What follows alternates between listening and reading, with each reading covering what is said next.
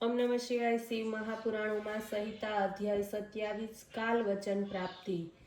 પાર્વતીએ કહ્યું, હે નાથ, જો આપ મારા વડે સંતુષ્ટ છો તો કૃપા કરીને કહો કે યોગી વાયુનું પદ કેવી રીતે પ્રાપ્ત કરે છે। આ સાંભળીને મહાદેવજી બોલ્યા, હે ચંદ્રવદની, સાંભળો। ઉમરામાં મૂકેલા દીપકની જેમ હૃદયમાં સ્થિત વાયુ અંદર તથા બહાર બંને તરફ પ્રકાશ પાથરે છે। જ્ઞાન, વિજ્ઞાન, ઉત્સાહ વગેરે સર્વ વાયુ દ્વારા પ્રવૃત્ત થાય છે। તેથી જેમણે પવન ઉપર વિજય મેળવ્યો છે, જેવી રીતે લુહાર મોઢામાં ફૂંકડી રાખીને વાયુ ભરી પોતાના કાર્યમાં રત રહે છે, એ જ રીતે યોગી પણ વાયુ ભરવાનો અભ્યાસમાં પરિપક્વ થતા યોગીને હજારો નેત્ર તેમજ હજારો હાથ પગ થાય છે।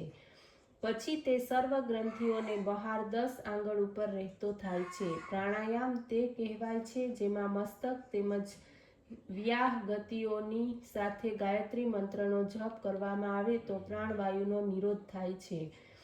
એ પ્રાણાયામને એકવાર કરવાથી તે જ ફળ મળે છે જે ફળ કુશના અગ્રભાગથી જળ પીનારને પ્રાપ્ત થાય છે। હે કલ્યાણી, હવે તે રીતે તેજની સિદ્ધિ થાય છે તે વર્ણવું છું। યોગી એવા સ્થાનમાં શયન કરે જ્યાં એકાંત હોય, જ્યાં સૂર્ય કે ચંદ્રનો પ્રકાશ હોય, જે સ્થાનમાં બરાબર મધ્યમાં આળસ વગરનો તે બેસે, અગ્નિના તેજને તે બે ભમરના મધ્યમાં તે જુએ, પછી હાથની આંગળી દ્વારા તે નેત્ર બંધ કરે, 1 કલાક સુધી ધ્યાન પરાયણ રહે, પછી તે યોગીને અંધકારમાં પણ ઈશ્વરની જ્યોતિના દર્શન થાય છે। ત્યારે તે યોગી પરમ સિદ્ધિને પ્રાપ્ત થાય છે।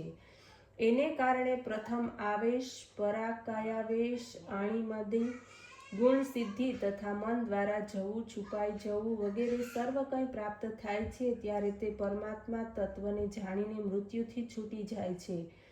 એનાથી વધીને કોઈ પણ મોક્ષ પ્રાપ્ત કરવાનો ભિન્ન માર્ગ નથી। હે કલ્યાણી, ધ્યાન યોગીઓને તુરીય ગતિ પ્રાપ્તિ થાય છે। હવે એની આગળ વિધિ કહું છું। યોગી શરીરને ઊંચું કરીને એનાથી ધીરે ધીરે પવનનું પાન કરે તો એક જ ક્ષણમાં જીવનદાયક જળ નાળવાથી ટપકવા માંડે। એને નિત્ય પીનારો યોગી દિવ્ય શરીરવાળો થઈને ભૂખ તરસથી રહિત થયેલો તે ક્યારેય પણ મૃત્યુને વશ થતો નથી।